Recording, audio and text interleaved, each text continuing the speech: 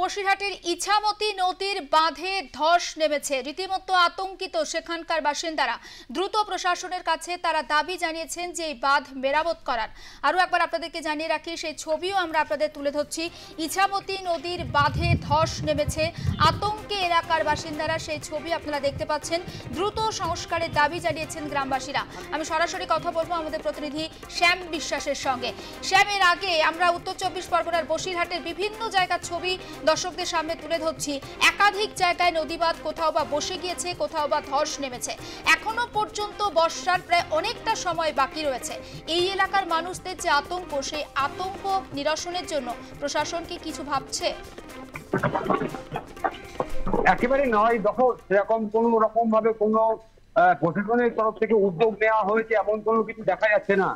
গ্রামবাসীরা যেটা জানাচ্ছে যে এলাকার পরিদর্শন করতে আসে বিভিন্ন আধিকারিকরা, সেচ দপ্তর থেকে শুরু করে একাধিক বিধায়ক বা এলাকার ব্লক সভাপতি, পঞ্চায়েত সভাপতি, পঞ্চায়েত প্রধান প্রত্যেকেই আসে এখানে দেখছে, কিন্তু দেখা ছাড় এর কোনো কাজ হয় না।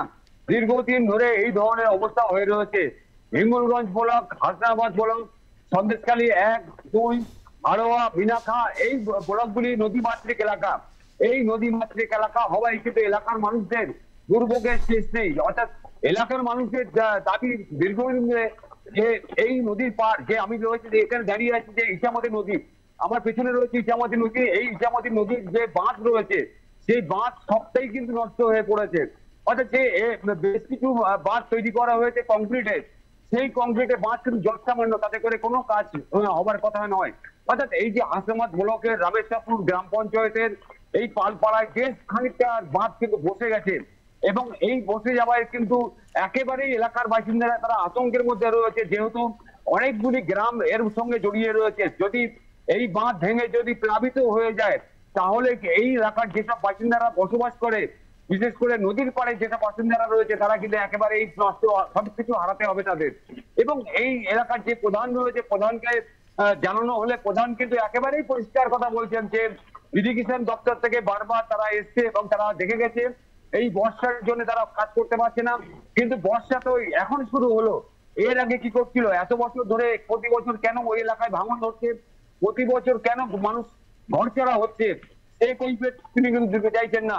অর্থাৎ যখনই বর্ষা আসে, যখন সাইক্লোন আসে, তখন দপ্তরের আধিকারিকদের মনে পড়ে যে বৃষ্টি আসছে, কথা বলে দিতে পারলে বাসে যে কাজ করা সম্ভব নয়।